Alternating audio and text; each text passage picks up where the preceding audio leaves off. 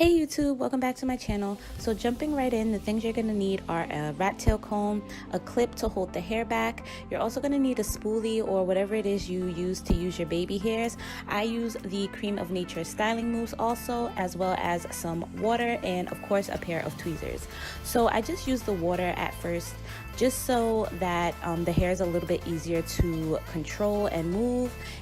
That's why I just use the water in a little spray bottle. So what I'm doing now is just working on the actual baby hair first, just the first part of the baby hair actually. So what you're gonna do is you're gonna take a really thin section and separate it from the rest of the hair, and these are gonna be considered your baby hairs. Now of course baby hairs are not this long, nor are they this full. So what you're gonna do is start thinning out the very front, and that again is gonna be your baby hairs. So how I like to tweeze my hair is I start in a really small sections. So when I pluck in a section, skip a row, section, skip a row. I don't know if that makes any sense, but yeah, I hope that you can see what I'm doing. I know that my hand is in a way, but I just want you to be able to see that I'm plucking and then I am skipping a little bit of the hair, and then I'm plucking and skipping a little bit.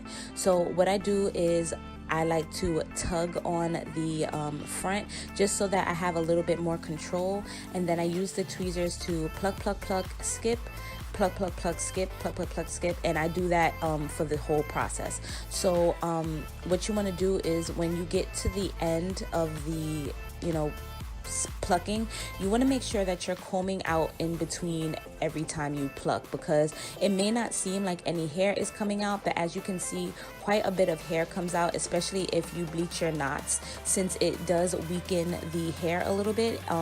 That's another trick that I tend to use when I'm plucking my hairlines, because you can pluck the hairline a little bit more easily when the hair is bleached.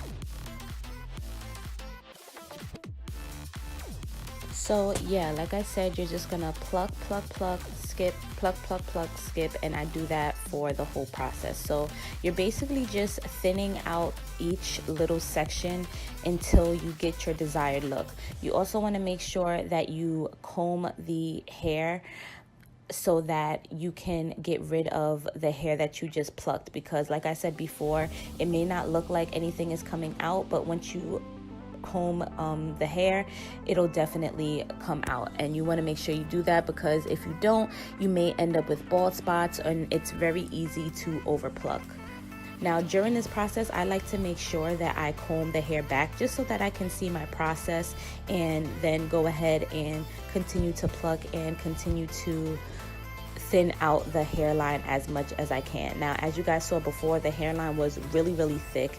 It wasn't really pre-plucked at all, so I did have to pluck quite a bit of hair. This process didn't take me that long. It took me maybe about 20 minutes to pluck just this 4x4 closure, so I'm sure you guys can imagine how long it takes when I do like a frontal that isn't pre-plucked.